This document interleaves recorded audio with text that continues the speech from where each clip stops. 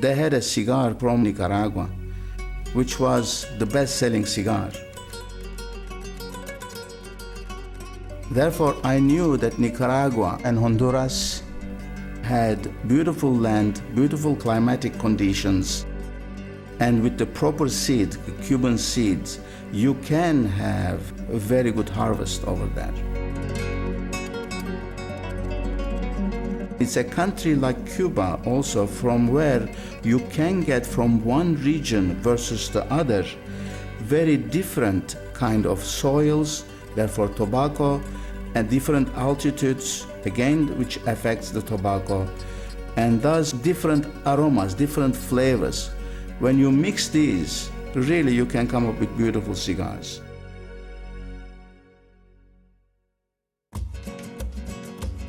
A lot of people get hung up on the fact that it's like Cuban cigars are the only good cigars. It's like saying French wines are the only good wines, which is, I remember what my father told me when I was younger, but now you can't say that because there are great wines out of California, Australia, Spain, Chile, Germany. And it's the same thing with cigars, because a lot of it has to do with the soil in which the tobacco is grown in, and those nutrients that are in that soil will go into the tobacco, which at the end result gets into a cigar.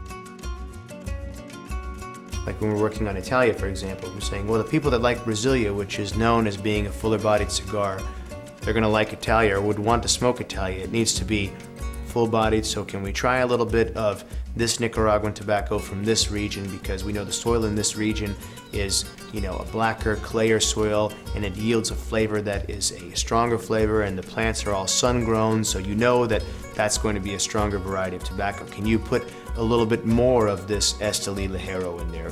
Or if you want a little bit of sweetness, you say, can you put a little bit more tobacco from Jalapa, where the soil is browner and the tobacco is sweeter, in here?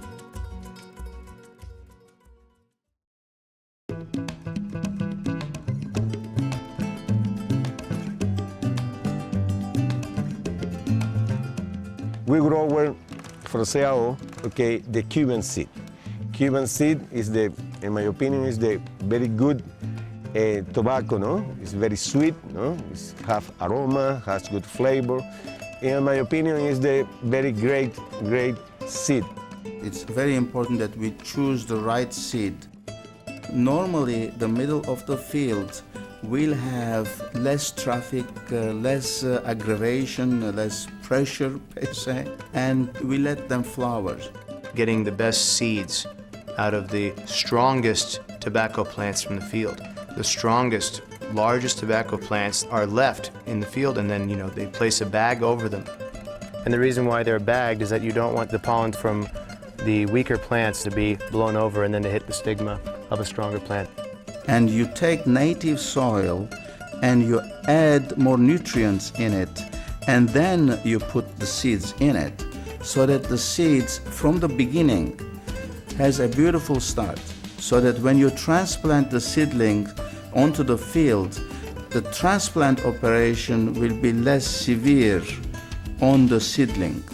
Starting the process, basically, of growing tobacco, or starting with the baby plants, is like nurturing a baby, period. You have to nurture and take extra care of the baby before it can grow up into a successful child and then an adult.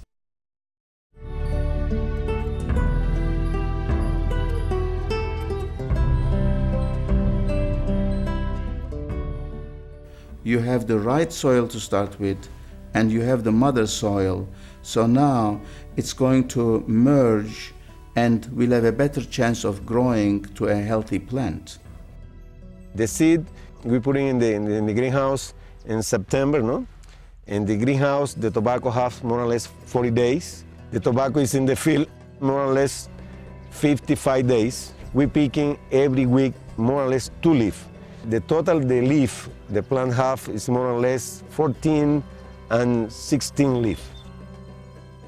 Normally, every week we picking, okay, we harvested 2 leaves. Okay, the first 2 leaves is the first priming. The second priming is the leaf number 3 and number 4. The number 3 priming is leaf number 5, number 6, no?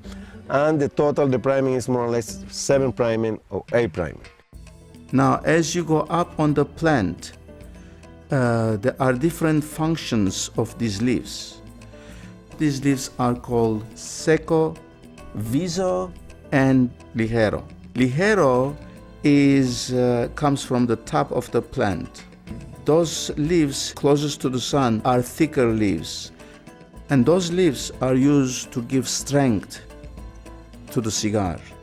The taste will come from the viso, which is the middle section of the plant, and seco, which will be the thinner leaves, will burn better. So you need a combination of the three to give you a very flavorful profile in a cigar. Basically, there are two types of tobacco. One is the shade grown, and most of the wrappers are shade grown. And shade grown tobacco will have less harsh effect of the sun, so it will be thinner, larger, and taller plants. It will give also more output, more leaves per plant. You also grow tobacco which is not under the shade, that is used for filler tobacco or binders.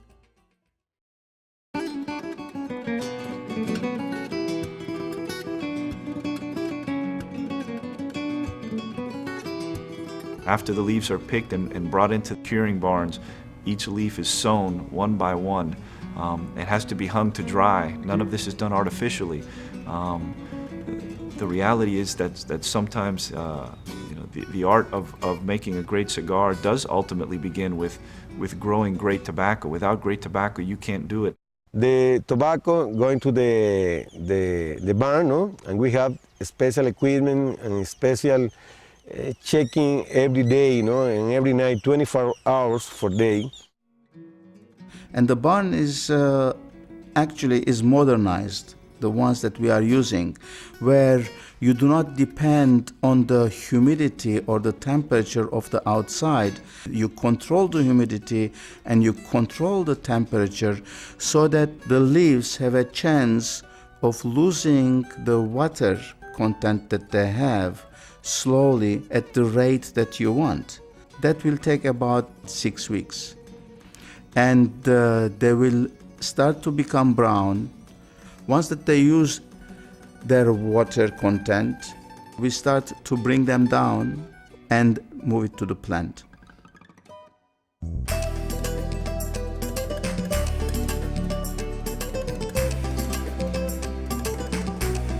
And the tobacco sent to the processing plant. The processing plant, we supervision, what texture have in the leaf, what leaf is seco, what leaf is viso, what leaf is ligero, I'm divided in 3 different categories, this tobacco. And after, processing for the fermentation, And the fermentation, that depends, this seco, is more like tobacco, need 2 and 3 and 4 months, the viso, I use, 6 or 7 months, and the ligero is possible 8, 10, or it's possible 12 months. The moisture and the tobacco leaves, when you put them on top of each other, they will put pressure on each other. And the tobacco will start to generate heat within itself. And the heat and the moisture will start a fermentation process, which will make the tobacco leaves smoother. It will make it with less nicotine. All the nutrients will be balanced, and it will give you a smoother smoke. The acidity of it will be reduced. The acidity, the harshness will be smoothened. You have to be an artist. You have to know when to rotate. That's what they call rotate the pilon. And whether to add more moisture, more water, how much to add, and what's the change in the temperature. A lot of time when you're buying these tobaccos, some farmers, they're going to process it to the point that they feel that it's ready to be sold. That doesn't necessarily mean that it is ready to be rolled into a final cigar to be marketed. Usually what that means is when you get them into your factory, you have to have somebody who's a good judge of tobacco and look at it and say, you know what, I think that this needs more fermentation. I think that it needs X amount of days more fermentation. fermenting it so critical. That can take a couple weeks, it can take several months, and it just depends on the type of tobacco that you're using. This is, again, expertise that they have down at the factories through years and years of experience. The time that they take to ferment the tobacco, it depends on how thin or how thick the leaves are. The thinnest leaves needs approximately 30 days to be fermented completely. The thicker leaves needs about 90 days, even more, until it's finally perfectly fermented. Now, it's important that the tobacco recovers all these processes that it has gone through, and therefore it needs to rest. It's important to keep the tobacco in bales and let them age in the bales for 6 months, some of them longer than that, for a year, or yet longer.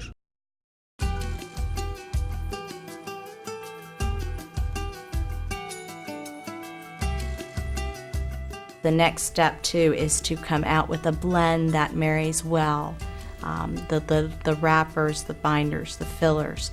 Which ones go well together, which ones don't? In tobacco, there are many different flavors that tobacco can give you. Each leaf is individual in and of itself. Even if it comes from the same farm, the reality is that each leaf may have a slightly different taste than the other. We like to blend a lot of different tobaccos, and sometimes we're blending all one cigar that is from the same country. So there's just the variety is within the farms that are coming from, say, Nicaragua. But in a lot of cases nowadays, what we're doing is we're really blending the best tobaccos from multiple different countries to come up with a cigar that has a very consistent and pleasing taste. We test out so many hundreds of them, combinations. You can come out with thousands of combinations if you wanted to. But to find the right match, you just have to go out there and put them together. We have the factories just put together the samples of the different types. You can't just take any blend, or you can come up with an idea if you'd like, and see how it tastes. But truly, you have to understand how each leaf will work with the different leaves in order to create a good blend. When you make a blend, it doesn't mean that that's the end of the blend. That's a challenge, because you are dealing with a product, with tobacco, which is changing year after year, but you are trying to maintain the same taste profile, the same taste complexity, the same flavor, everything the same. So it's a continuing challenge. But what we are trying to strive is quality, so that every cigar gives the utmost of the pleasure to the consumer. In order to reach, in order to get to that point where you can have a blend of all the different tobaccos, we needed to go out and get the best tobaccos available around the world, to have the experts in tobacco, to bring out the best of all these different flavors, to combine and bring unique blends to the market.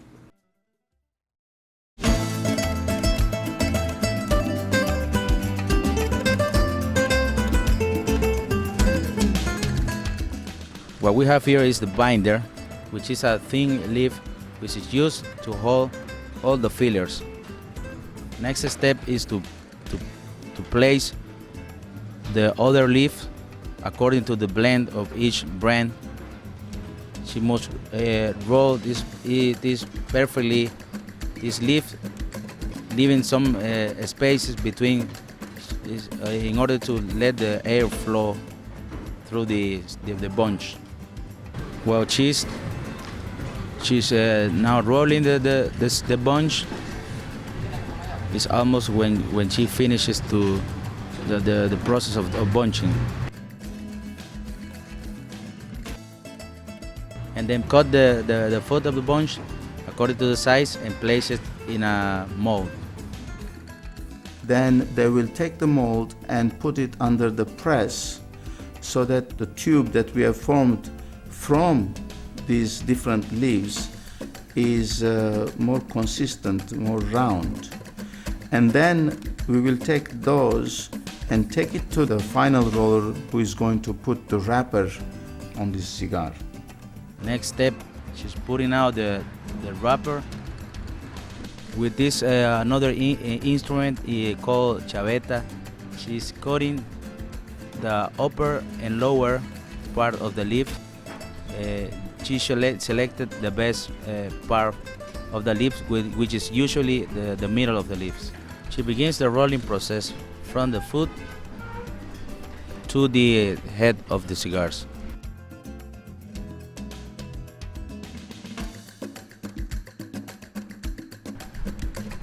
She's ending the rolling, just being sure that this kind of shape, which is a figurado size, is perfect. She cut the cigar by the foot according to the size of the cigar.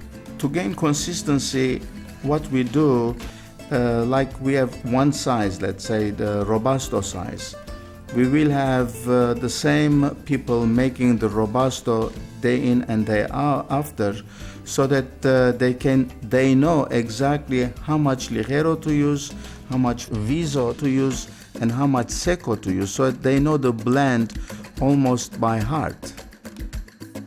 We have supervisors, inspectors who are going around and checking each bunch that is made and each cigar that is made after that it's rolled, so that it's another place where we check the consistency of the cigar.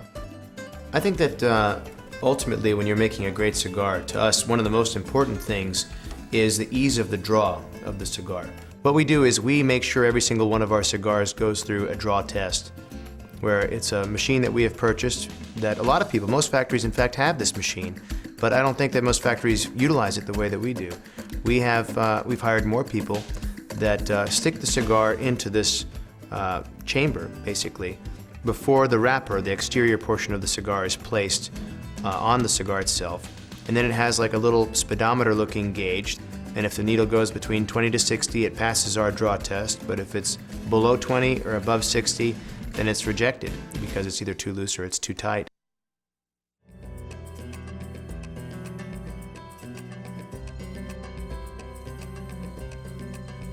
After that the cigars are made, the cigars will be going to the aging room. And after the aging room of 6 weeks or a month or 2 months, whatever time it's going to take, when they are ready to be packed, then the cigars are laid on a table, and with somebody with a very good eyesight, under perfect lighting conditions, will select the ones which are almost the same color, and then we put those in the same box. Since all this is a very involved process, making the cigars, the cultivation of the cigars, we want to make sure that our customers understand that we are picky for every detail. And the bands have to be made in the best place in the world, and they have to be perfect.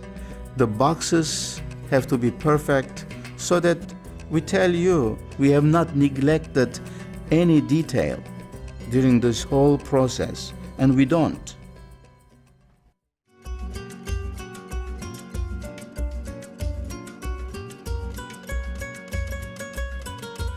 There are many details that go into making a great cigar.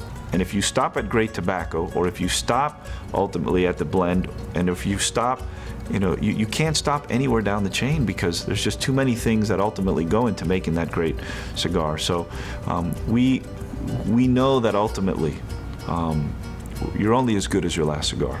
And so every day we strive, in our operations with the Austrians to make sure that we're making only the finest. You have to have people down in the factory who have a passion, as we do, for the products that they're making.